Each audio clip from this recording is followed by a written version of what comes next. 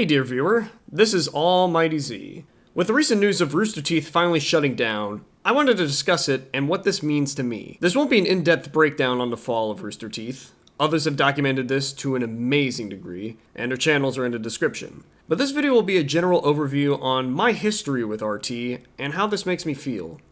In the early 2010s, I wasn't in a good place in my life. But one day, I came across a video about Halo Reach fails of the week on some channel called Rooster Teeth.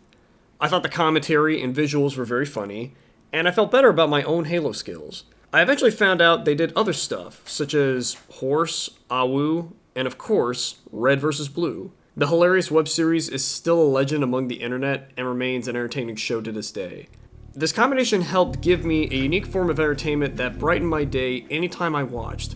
And around the time I was exploring Rooster Teeth and Achievement Hunter, their Let's Plays began taking off. I was glued to their Minecraft series, and it became the best part of my Fridays for years. Achievement Hunter weren't the best gamers, but they were the most entertaining to me.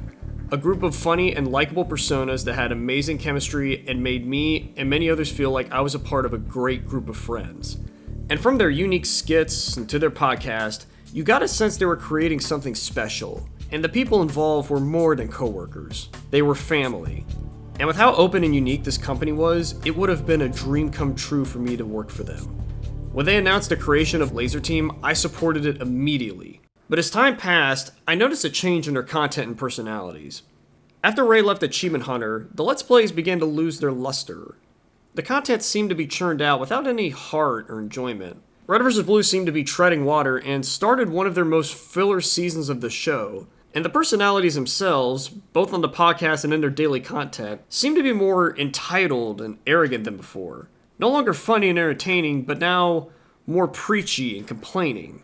I'm not saying their lives are supposed to be perfect, but they're making more money than the average American, working on providing entertainment to people while living in one of the most up-and-coming cities in the country.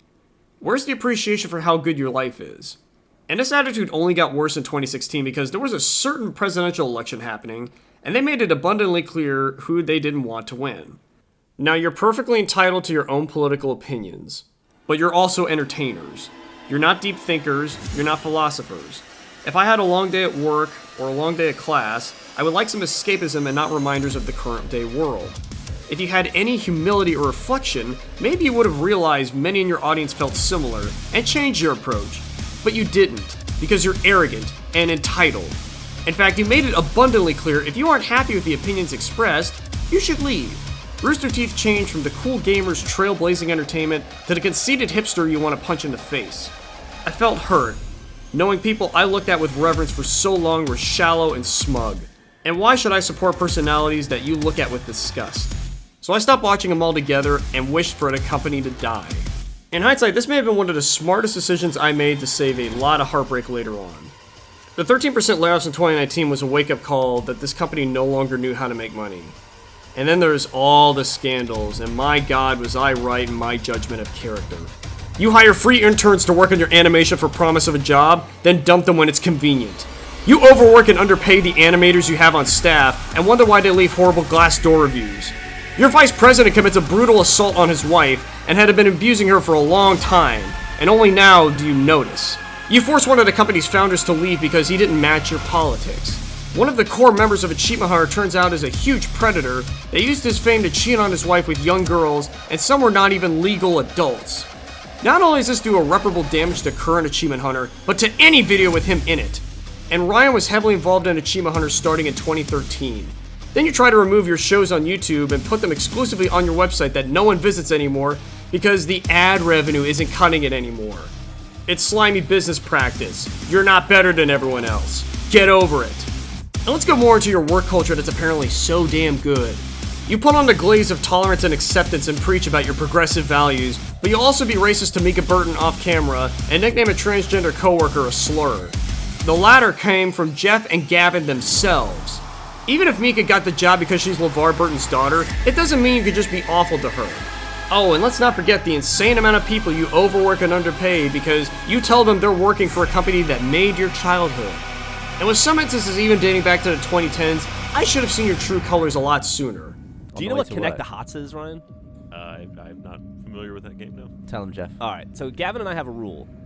where if we're driving to work and we see a hot chick, we have to follow her at a very slow, deliberate, and creepy pace until we see another hot girl. Or if we see another hot girl, then we have to switch and follow that girl. And we keep this going until we run out of hot girls. Now, since Gavin and I live pretty close to the college, sometimes we can get distracted a good, I don't know, Gavin, what would you say, like 20 minutes? Yeah, 25 minutes I think was the record. Decent, good people don't do this, by the way. They just move on with their lives. It doesn't matter if you were one of the big personalities in this company and didn't contribute to the bad culture. You likely knew about some of these actions, yet you did nothing.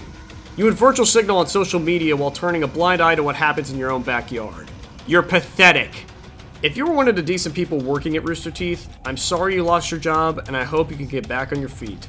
But to the company and the slimy personalities, you get no sympathy from me. I relish this moment, and no one feels bad for you. Over 10 years ago, you were titans of the internet, and now you've gone out with a whimper. I looked up to you, and it was a mistake I'll never make again.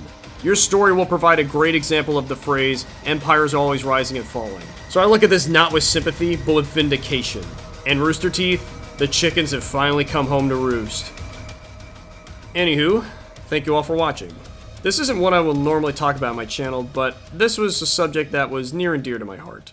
Expect more videos from me, Almighty Z, discussing more media from A to Z. So long.